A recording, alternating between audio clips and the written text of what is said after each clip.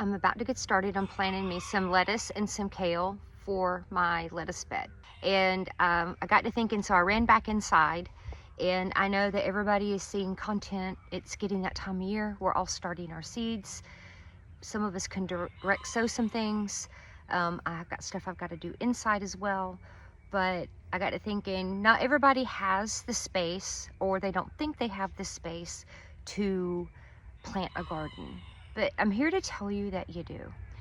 If you're new to gardening and you're just watching people online and what they're doing, and you're seeing these extravagant spaces, let me just throw you a resource. So this is the Self-Sufficient Backyard. It has everything in here, and one chapter I like is chapter 98, and it's called Your First Garden.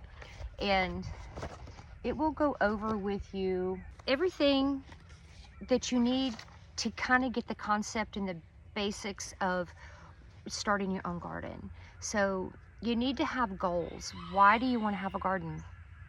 And what do you want to grow in it?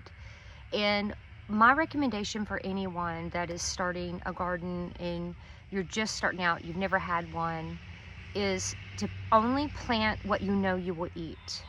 And then each season, or as it goes along, the season goes along, because you can plant things pretty much year round, whether it's outside or inside, you know, expand it at that point.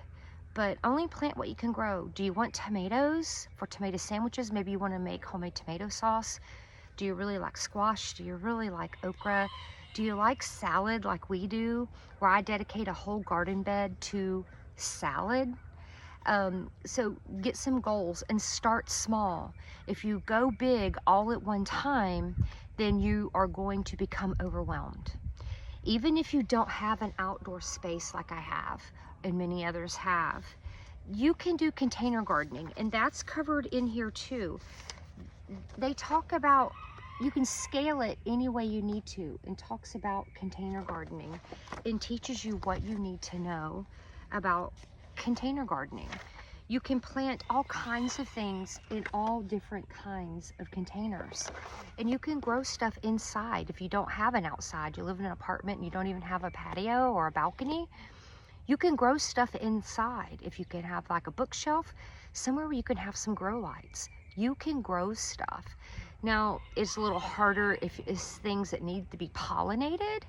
You can do hand pollination. It takes a little time and dedication, but that is possible. But a lot of things don't have to be pollinated to grow. Lettuce doesn't have to be pollinated. Kale doesn't need to be pollinated. So there's a lot of things you can do. So don't get discouraged. I'm gonna get to planting my lettuce and my kale, and I think I'm gonna throw some carrots in the ground too. It's nice out here. Last week, this was all covered in snow here in Northwest Florida. So strange. But anyway, I just wanted, while I was thinking about it, I want everybody to be able to grow what they want to eat. But I have this book linked if you are wanting to get into gardening and you don't know where to start. It gets overwhelming when you see one creator say one thing and another say another. Do your research, piece it all together, and do what works for you. Okay? Keep planting, y'all.